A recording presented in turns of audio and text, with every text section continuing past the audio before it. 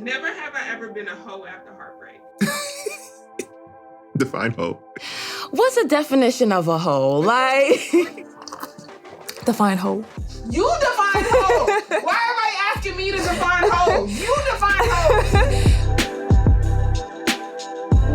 hoe. My first hoe phase started with a heartbreak. Hoe phase. Yeah. How many hoe phases have you had? 2, I would say. But the first one started with a heartbreak. I was devastated. I was experiencing people, you know? Exactly. I was learning about myself and about them. Yeah. I have to elaborate. Fuck that nigga, he in the past. Like, that's it. My whole stage is my whole stage. We all had one, so. All right, so let's see. I was in a 4.5-year relationship. After that, I was just racking it up. I was like, whatever, anything goes. So yes, I was hoeing.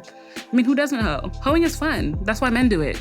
After heartbreak, I kind of like a boss up person, and I spend a lot of time, honestly, with myself, just so I don't attract the same person and fall into those patterns again. Like, yeah, I never turned into a hoe after that heartbreak.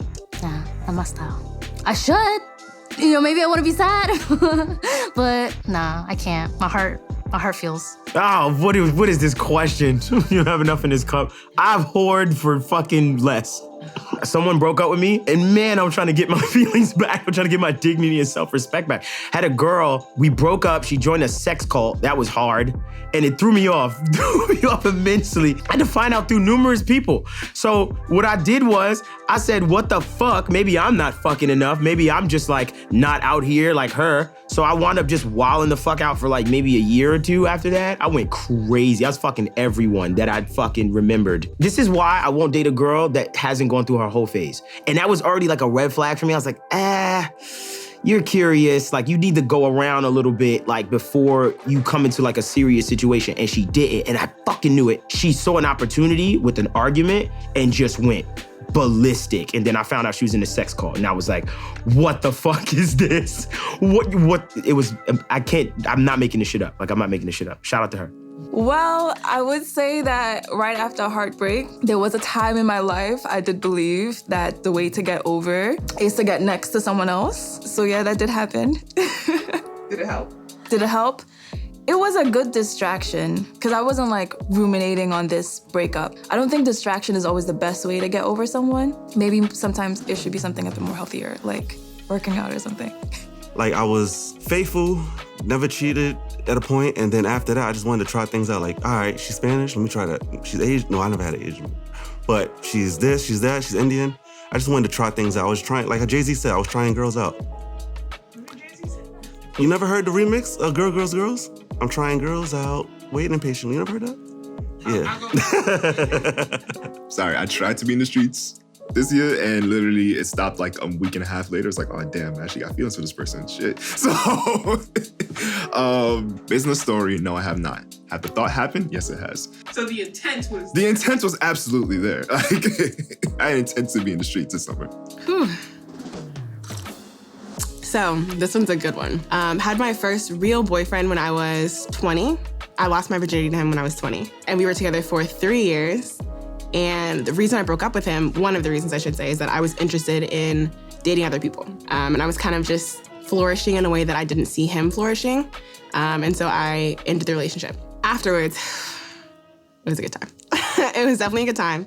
I remember I had one summer where I think I went on like 30 first dates. And it was a great time. And like, I wasn't using like social media. It was like meeting niggas on the street. Like, it was off the string. That was a really good summer though. I mean, but dates doesn't necessarily mean sex though, right? Oh, no. But I think even in that, like breaking up with somebody to experience other people, I was gonna have sex with them. You know, I kind of had to see what I liked, what I didn't like. Definitely a learning process because I didn't know anything about sex even after like these 3 years that we were together. And I definitely feel like now I'm much more liberated. If I've done it, right? Okay. Let us know about your hoe heartbreak. What's the definition of a hoe, though? Well, what is your definition of hoe? Because you drank. Yeah, I mean, society's definition is, I guess, like, this being out. I'm not gonna sleep around, but however... Being promiscuous. Yeah, I feel like I would say back in the day, 'cause I feel like I'm a horny person now. But during that phase of my life, having backups after, like, a breakup, is probably considered like the whole phase. Were you using it to distract you?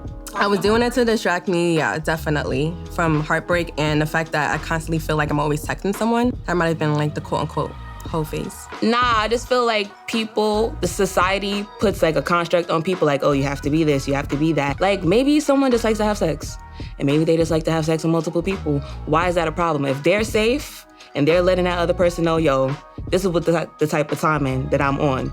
If they with it, all right, cool. If they not, all right, cool. But if we're gonna go with the definition of a hoe, like can someone like bring that up real quick, like just so I know what I'm about to drink to? You know what? The barrier of entry is low. All right, I'm not drinking to the barrier of entry being low, though. I'm particular about who I share my body with, but have I been a little hoe-ish?